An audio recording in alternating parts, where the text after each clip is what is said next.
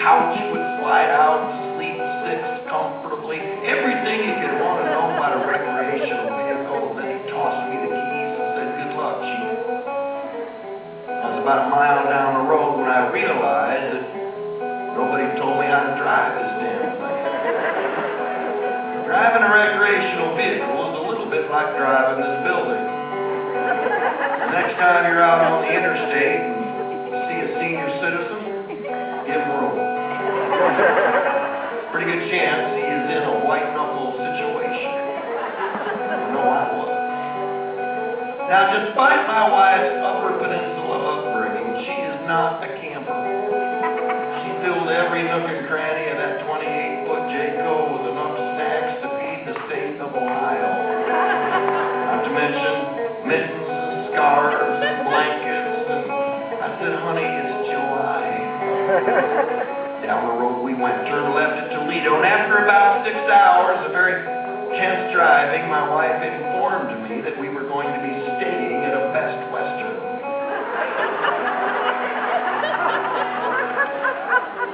I said, "Honey, the 28-foot Jayco sleeps six comfortably," and then I got the look, and those of you who are married know what the look is. So 2 minutes later, I found myself pulling into a parking lot of a Best Western and spent most of my evening looking out of one of 2 adjoining windows down into the parking lot at my 28-foot Jayco for snacks. The next morning, bright and early, we got up, not speaking.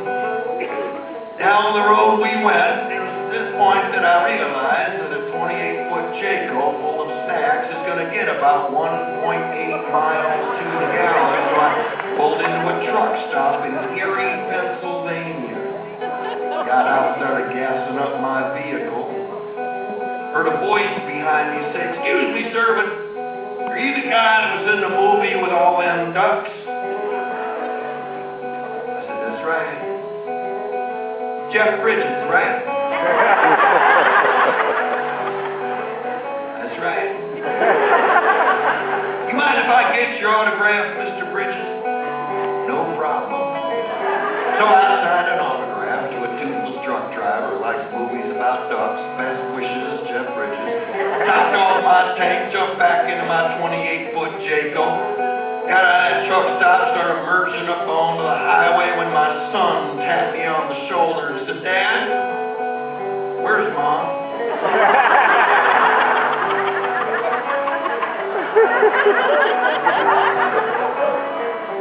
I said, "Son, do not screw with me at this moment. I'm driving a building."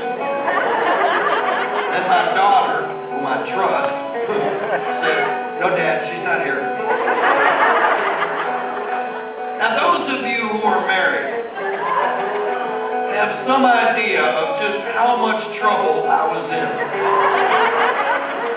This goes way beyond, oops, I forgot. Then my son said, "Dad, just call her on her cell phone." I said, "There you go, think it again." I dialed up her number, and we all listened to her cell phone ring in the seat next to her.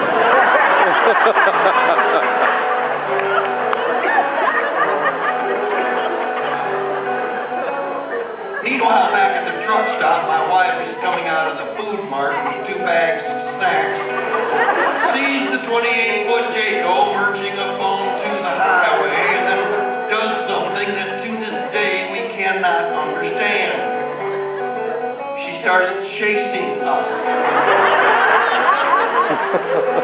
Failing to catch us, she turns around and instantly becomes the lunatic woman with 2 bags of snacks.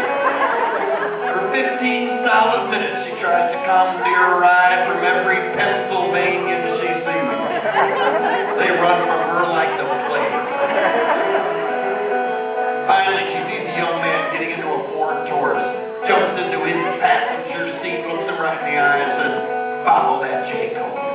They pull out of that truck stop, start merging up onto the highway. She's sobbing. "Jesus Christ, Jesus Christ." The young man looks at her, reaches across her lap, opens the glove compartment,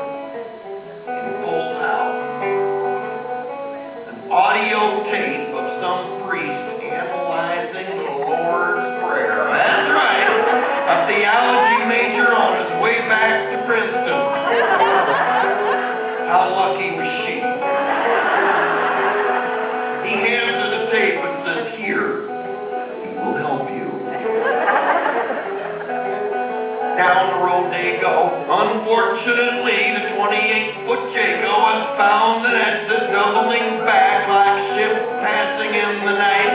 Next thing I know, I'm back at the truck stop. I get out, start to look for where one might, well, leave a wife. In my case, I start in the snack department. And then I do something that to this day we cannot understand. I call home.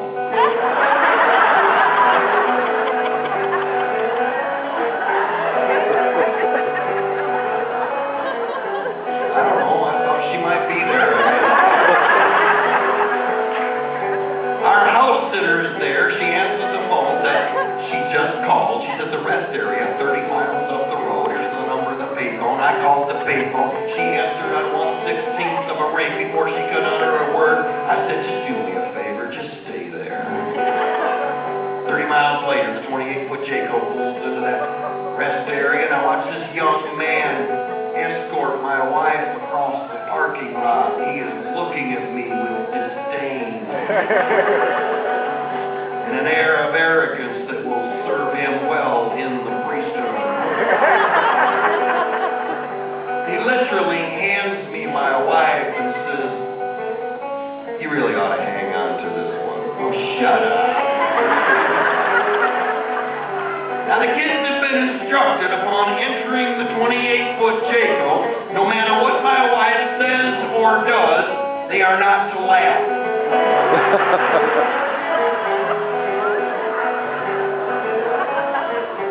So for 35 minutes, we listened to her side of this epic misadventure.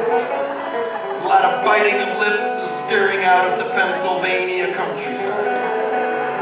Her little diatribe culminates with a remark about how the casting of Dumb and Dumber somehow seems appropriate.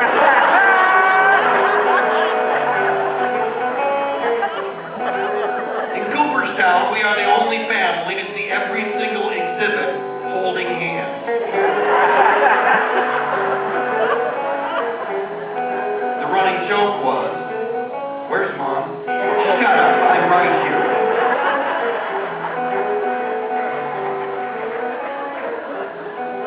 Several months later, I found myself out promoting a movie, and as is sometimes the case, I ended up on the David Letterman show, and I like doing Dave's show. Walked out on the stage of the Ed Sullivan Theater, sat in the chair next to Dave, red light over the camera meant that millions of people were watching.